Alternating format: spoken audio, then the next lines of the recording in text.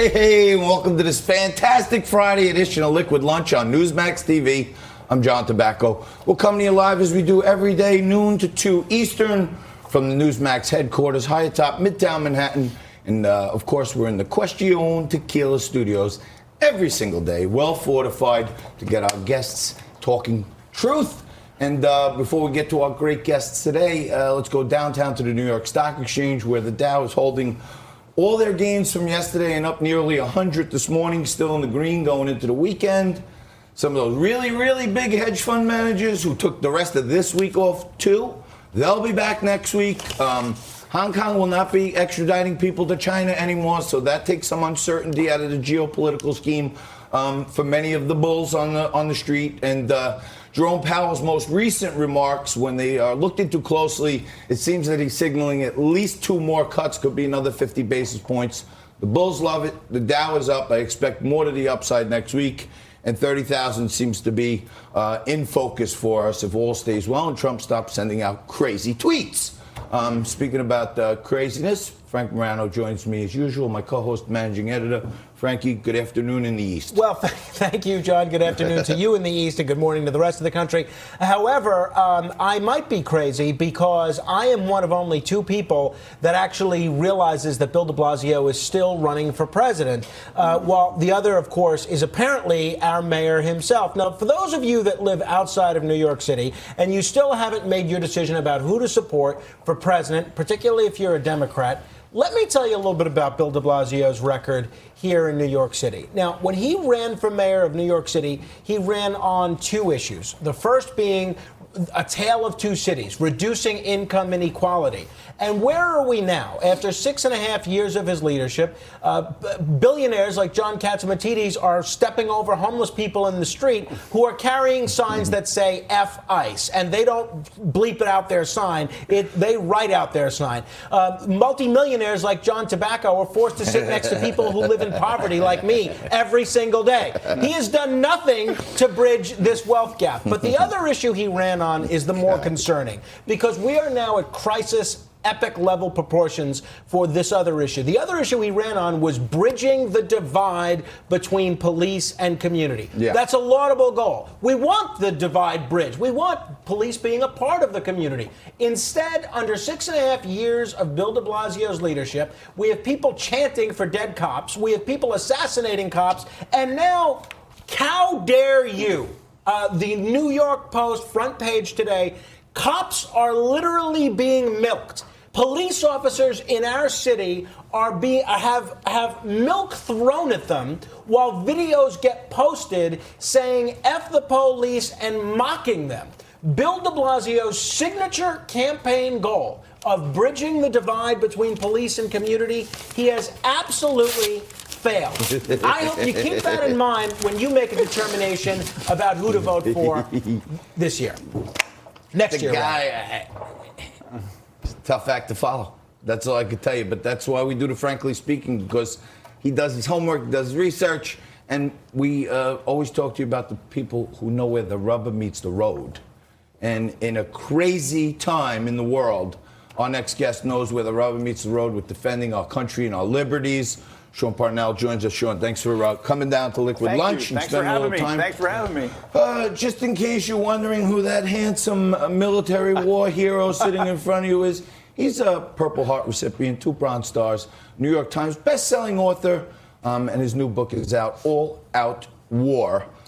Number 1, when are you running for Congress? Never. I don't even know what your political affiliations, but you're going to win. No, I mean, I generally speaking, I am an equal opportunity hater of all politicians. Good. I feel like there are very few statesmen anymore. There are politicians, and I feel like politicians are all about the clickbait nonsense, and rarely do they mean what they say on the campaign trail. So I feel like, I had a rank in the military. I don't have that rank anymore. I'm medically retired after a time in Afghanistan, but I don't need a rank or title to continue to serve my country or advocate for what I think is best for this great nation that we live in. All right. Well, you wrote a book to give people a little closer look on what's happening with our fighting men and women all across the world.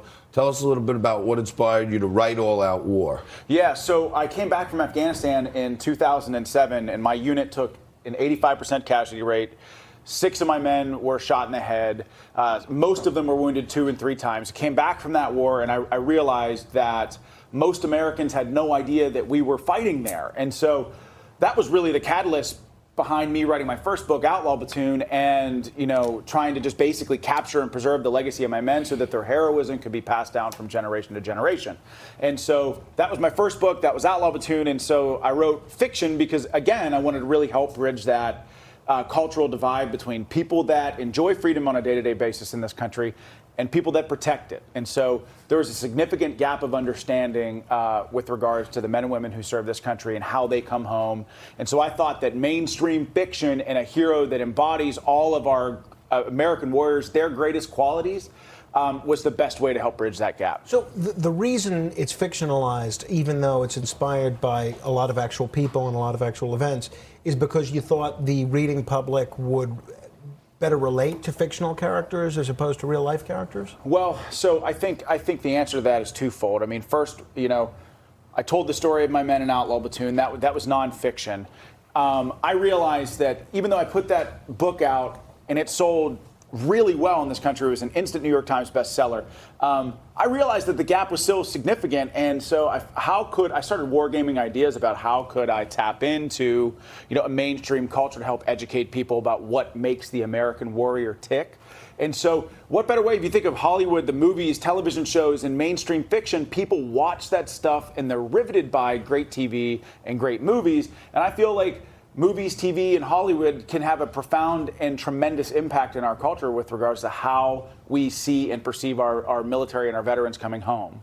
I have to ask you about the situation in Afghanistan now. Now, this week, just a day or two ago, we lost another American serviceman. It's more than a dozen for the year. Mm-hmm. And now it really becomes a question of when the United States is going to be leaving and how they're going to be leaving, because the Taliban, the very entity that's carrying out a lot of these attacks, including probably this one in Kabul, is likely to be part of whatever government. They control more land than at any time since the invasion, and a lot of laymen, not warriors like you that served as an airborne ranger with a couple of Bronze Stars and a Purple Heart, laymen like me look at this and say, what are we doing? Either we're going to vanquish the Taliban, or let's get out and have them stop killing our servicemen. What's your view on what's happening in Afghanistan right now and these proposed peace deals with the Taliban, which even the elected Afghan government seems to be almost completely not involved in? Yeah, it's a great question and a complicated one. Nobody wants out of Afghanistan more than me. I feel like we've sacrificed a lot of blood and treasure in that country. But the peace deal between the Taliban and the United States, it's not a good deal, and there's not a whole lot of peace involved with it. And one of the biggest red flags about that deal that most Americans don't know about is that the Pakistani Taliban are not involved in the peace talks. So the Pakistani Taliban are the ones responsible for most of the chaos in Afghanistan, the cross-border incursions. 3 days ago, they attacked a major city in Afghanistan, Kunduz, and tried to take it over. A day after that was a car bomb in Kabul. And then a second car bomb just yesterday killed an American soldier. So I guess my question is how can there be talks of peace with no peace on the ground? A comprehensive ceasefire needs to be part of these negotiations. And so just so folks understand the dynamics of what's happening now, the people that we're negotiating with is not the elected Afghan government that we've helped prop up for 17 years. It's the Afghan Taliban. And the people that are blowing up Americans and Afghanis, by the way, that's the Pakistani Taliban. Correct. Who is not at all involved in these negotiations. They're not at all involved in negotiations, and not only are they not involved, the Afghan Taliban, who we're conducting these negotiations with, are calling for a comprehensive withdrawal of all U.S. troops, which means that any peace deal that's struck will have no teeth. And so that, to me, is the biggest red flag. And the reason why I think that's the biggest red flag is because if we pull out all of our troops, there will be a massive humanitarian crisis in that country. So it all just starts over again, right? I mean, it starts over. And then, absolutely. God bless you for everything you've done for us, our families, our country. I'm no military man, but it seems like Afghanistan has been able to, with literally no army, been able to defend itself against two great fighting forces. Russia couldn't get anything done there. Now the U.S. can't get anything done there. Maybe we got to leave some intel around there and just, drone out every time we know something big's about to happen and just get out of there. You touched on something that I think is really important. I do think that the president's instincts are right with regard to strategy moving forward. I think if you drop troop levels down to 8,500 or thereabouts, Afghanistan is a country where you can do more in that country with far less. When I was there in 2006, and our mission was basically exactly what you said: find, fix, finish the enemy, close with and destroy the enemy, go after high-value targets and take them off the board. We need to shift our strategy back from counterinsurgency, which is basically when President Trump says all we're doing is policing over there. That's what he's talking about. Yeah. We are not. Our skill set as U.S. military members is not to nation build. So let's drop troop levels to 8,500. Let's go after the worst of the worst in that country so that country does not go back to being a petri dish for terrorists. And let's give the Afghan government space, time to govern and secure their own people. And I think that's the way forward. But we can't just cut tail and run, because every Afghan that came out of the shadows, that Afghans that work with the U.S. They're dead. Boys and little girls that They're came dead. out tried, they're all They're dead. dead. The Taliban will show them no mercy. Hey, Sean, every so often when we have special guests like you, we do share a cocktail here and there. That sounds good. Can we offer you one question tequila, a little short one? Of course. Have one with us. I'm sure you guys. I encourage it. I encourage that type of behavior. And, You can tell why he's a war hero. Yeah, I mean, we don't typically drink on the show. Okay. Just every day. Pass it down. Thank you. Yeah, pass them down. This is one of our sponsors, but here's Cheers. to you Cheers. and all your brothers out there and sisters Thank who you. are fighting for us.